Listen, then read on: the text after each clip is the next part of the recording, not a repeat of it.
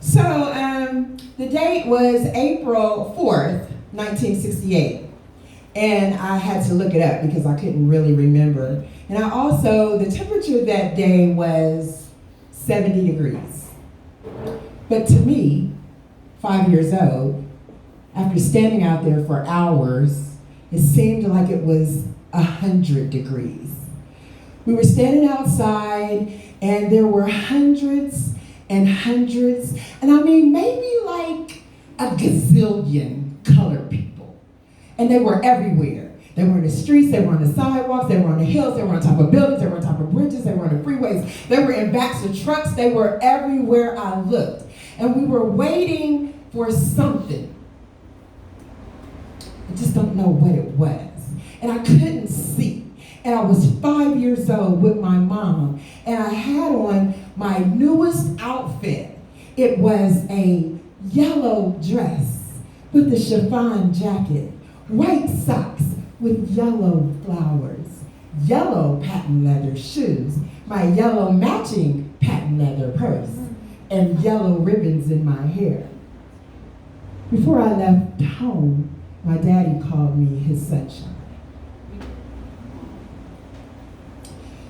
But here we are in the South somewhere. I think it's Georgia, but I don't really know. We took the Greyhound bus, and we were on the bus for a really long time. And sometimes we could get off the bus and go in the store, and then sometimes we couldn't get off the bus and go in the store. Only the white people on the bus could go in. We had to stay on the bus. I remember that because I really wanted to go into the store. So now we're standing outside, people, and all I can see is the people in front of me, their bellies, and I turn the other way, and all I can really see is people behind. So I have to look up, and when I look up, there are just people everywhere, all colored. There was a white lady over there. I thought that was interesting. Mommy, so hot. Mommy, I'm thirsty. Mommy, can we go to this store? How long are we going to be here, Mommy? What are we doing? What are they doing, Mommy? Hush, child. Be still.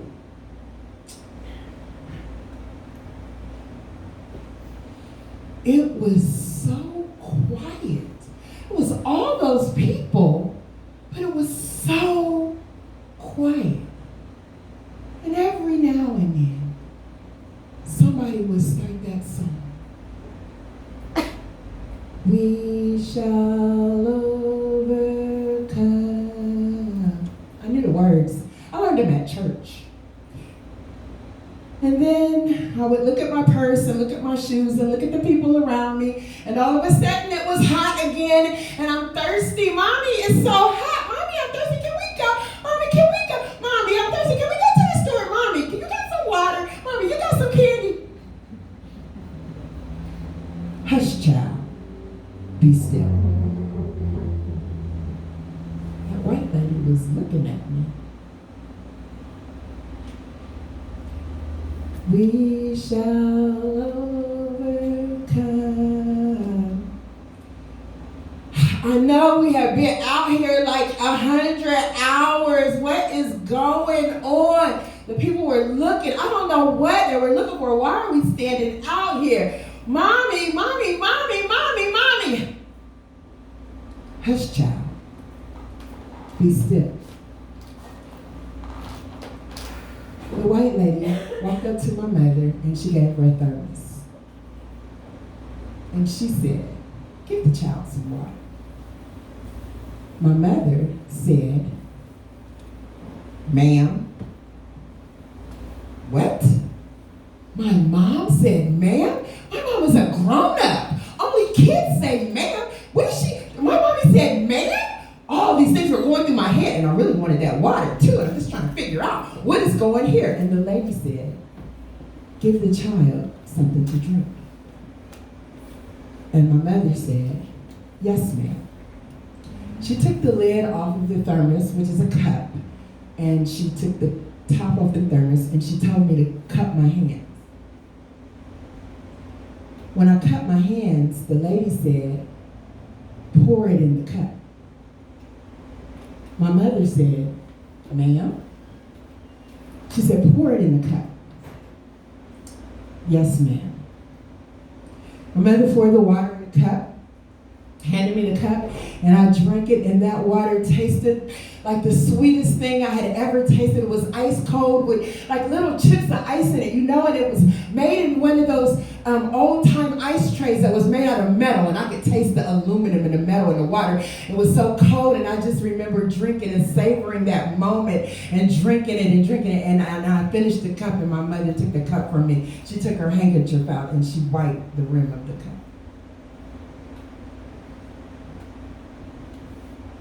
The lady took the cup from her and the thermos.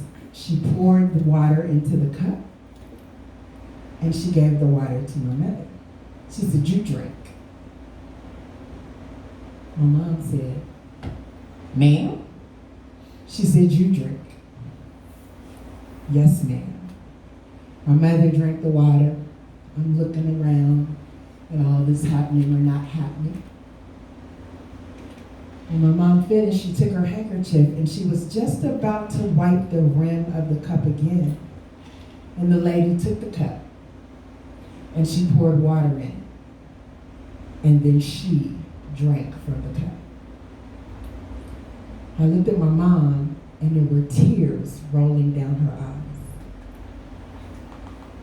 Mommy, why are you crying? Mommy, what's the matter? Why are you crying, Mommy? Hush, child. Be still. The lady put the lid back on the thermos, put the cup back on, and she went back over to where she was standing.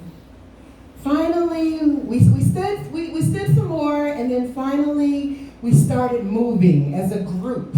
All of us, all moving together very slowly, all walking very slowly. The song.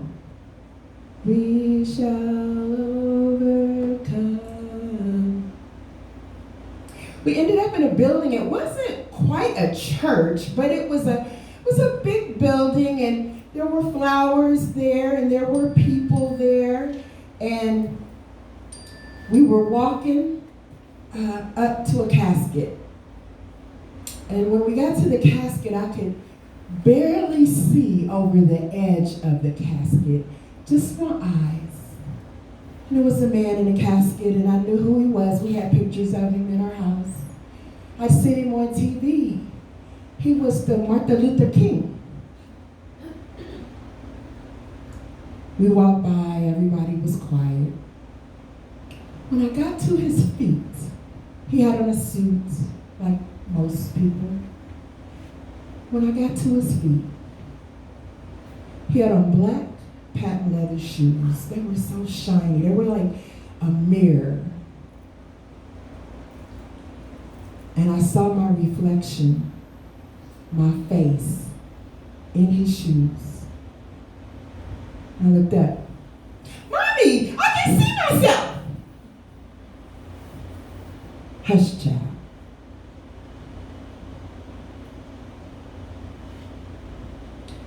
I learned later why my mommy cried that day.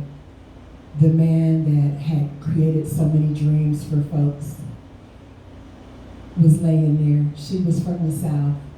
She never imagined that in Alabama, Georgia, somebody would drink out of a cup. A white person would drink after her. That was the beginning of my life. And I thank you for your time.